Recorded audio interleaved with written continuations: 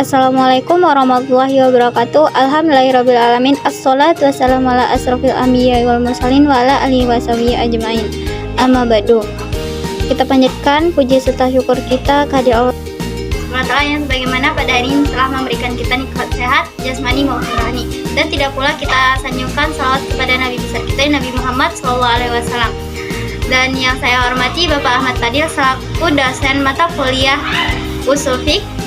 Dan perkenalkan, nama saya Pipin Eka Sapitri dengan NIM 2120202192 dari Fakultas Ilmu Tarbiyah dan Keguruan Prodi Pendidikan Agama Islam kelas PAI F, yang akan menjelaskan tentang hukum istinbat. Pertama adalah pengertian hukum istinbat. Secara istilah, hukum istinbat itu adalah mengeluarkan hukum-hukum fiqh dari Al-Quran dan Al-Sunnah melalui kerangka teori yang dipangkai oleh ulama usul. Secara bahasa, istinbat memiliki arti menciptakan, mengeluarkan, atau menarik sebuah kesimpulan. Sedangkan menurut istilah, istinbat memiliki arti sebuah kegiatan yang diberlakukan oleh pakar fiqh atau hukum untuk mengungkapkan suatu dalil yang dijadikan dasar dalam menarik sebuah kesimpulan. Baik, untuk yang kedua adalah syarat hukum istinbat, yaitu pertama memiliki ilmu pengetahuan yang luas tentang ayat-ayat Al-Quran yang berhubungan dengan masalah hukum. Yang kedua yaitu memiliki pengetahuan yang luas tentang hadis-hadis Nabi yang berhubungan dengan masalah hukum. Yang ketiga, menguasai seluruh masalah yang hukumnya telah ditunjukkan oleh ijma agar dalam menentukan hukum suatu tidak bertentangan dengan ijma. Yang keempat adalah memiliki pengetahuan yang luas tentang qiyas dan dapat mempergunakannya untuk istinbat hukum. Yang kelima, mengetahui ilmu logika agar dapat menghasilkan kesimpulan yang benar-benar tentang hukum dan sanggup bertanggung jawabkannya.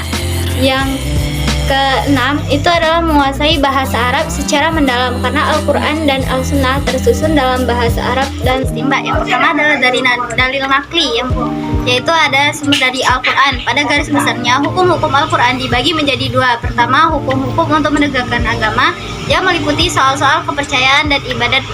Kedua, hukum-hukum yang mengatur negara dan masyarakat serta hubungan perorangan dengan lainnya yang meliputi hukum-hukum keluarga, keperdataan, kepidanaan, kenegaraan, dan sebagainya.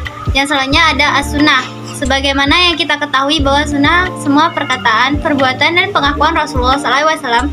Pengertian tersebut menunjukkan adanya tiga bentuk sunnah masing-masing, yaitu ada qauliyah berupa perkataan, fi'liyah berupa perbuatan, dan takririyah berupa pengakuan atau persetujuan terhadap perkataan atau perbuatan orang lain. Baik, selanjutnya ada ijma. Ijma adalah kesepakatan para mujtahid umat Islam dari masa-masa setelah wafat Nabi SAW tentang hukum syara dalam perkara-perkara yang bersifat amaliyah.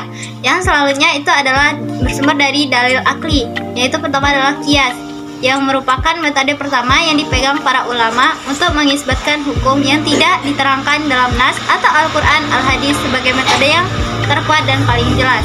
Baik, pengeluaran hukum dari dalil. Macam-macam istinbat yaitu adalah satu, kaidah syariah.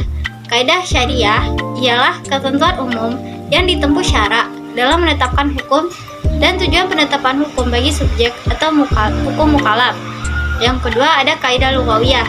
Dengan kaidah lughawiyah, makna dari suatu lafaz baik dari dalalahnya maupun uslubnya dapat diketahui. Selanjutnya dapat dijadikan pedoman dalam menetapkan hukum. Kaidah ini dijadikan sandaran oleh ahli usul dalam memahami arti lafaz menurut petunjuk lafaz dan susunannya. Baik, saya ucapkan terima kasih. Wassalamualaikum warahmatullahi wabarakatuh.